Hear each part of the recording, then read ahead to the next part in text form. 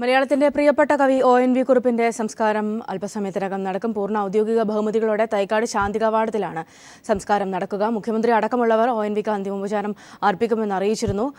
ONV കുറുപ്പിന്റെ സംസ്കാരത്തോടനുബന്ധിച്ച് Thiruvananthapuram നഗരത്തിലെ professional കോളേജുകൾ ഒഴികെയുള്ള കോളേജുകൾക്ക് അവധി പ്രഖ്യാപിച്ചിട്ടുണ്ട്. വിവരങ്ങളുമായി ജിതിൻ ചന്ദ്രൻ ചേരുന്നുണ്ട് അദ്ദേഹത്തിന്റെ വസതിക്ക് മുന്നിൽ നിന്നും. ജിതിൻ, ഒരുപക്ഷെ മലയാളത്തെ പോലെ തന്നെ സ്നേഹിച്ച ഒരു കവിയാണ്. എങ്ങനെയാണ് കേരളം അദ്ദേഹത്തിന് അന്ത്യാഞ്ജലി അർപ്പിക്കുന്നത്?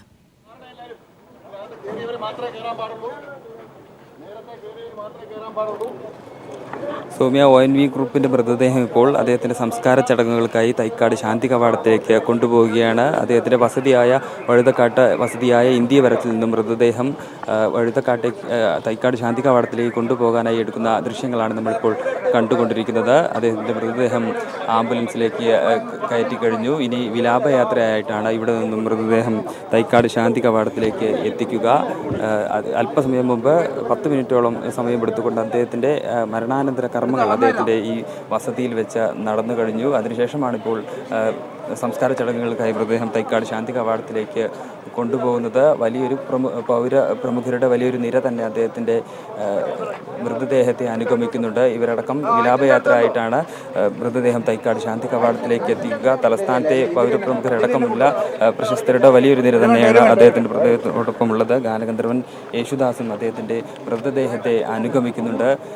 ഇതിനോടകം തന്നെ ഒട്ടേറെ പ്രമുഖർ, മുഖ്യമന്ത്രി ഉമ്മൻചാണ്ടിയും സ്പീക്കർ എൻ ശക്തനും മന്ത്രിമാരും അടക്കമുള്ള പ്രമുഖർ രാവിലെ തന്നെ അദ്ദേഹത്തിൻ്റെ വസതിയിലെത്തി അദ്ദേഹത്തിന് ആദരാഞ്ജലികൾ അർപ്പിക്കുകയും ചെയ്തു. നമുക്കറിയാം, കഴിഞ്ഞ ദിവസങ്ങളിൽ വലിയ യാത്രയയപ്പ് തന്നെയാണ് അദ്ദേഹത്തിന് ലഭിച്ചിരുന്നത്.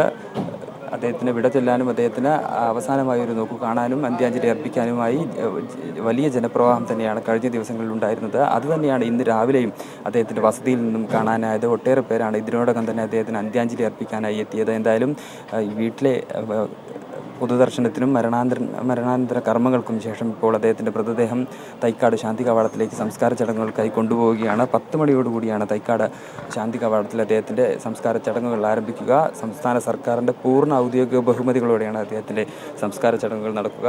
സംസ്കാര ചടങ്ങുകൾക്ക് മുന്നോടിയായി 84 ഗായകർ ചേർന്ന്, ഗാനഗന്ധർവൻ യേശുദാസ് അടക്കം 84 ഗായകർ ചേർന്ന് അദ്ദേഹത്തിന് പ്രണാമം അർപ്പിച്ചുകൊണ്ട് ഗാനാർച്ചനയും നടത്തും. അതിനുശേഷമായിരിക്കും അദ്ദേഹത്തിൻ്റെ സംസ്കാര ചടങ്ങുകൾ ആരംഭിക്കുക. എന്തായാലും ഈ വിലാപയാത്ര ആരംഭിക്കുകയായി. ഈ വിലാപയാത്ര തൈക്കാട് ശാന്തി കവാടത്തിൽ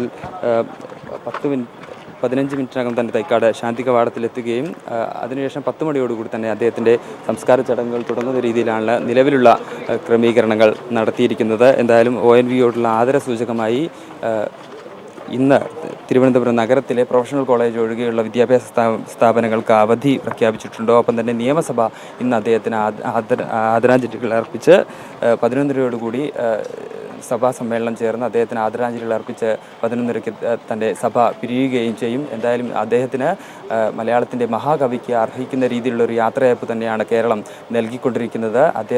അദ്ദേഹം ജനങ്ങളുടെ മനസ്സിൽ ONVക്കുള്ള സ്ഥാനം എന്തായിരുന്നു എന്ന് അദ്ദേഹത്തിന് ലഭിക്കുന്ന യാത്രയയപ്പിൽ നിന്നും വ്യക്തമാണ്.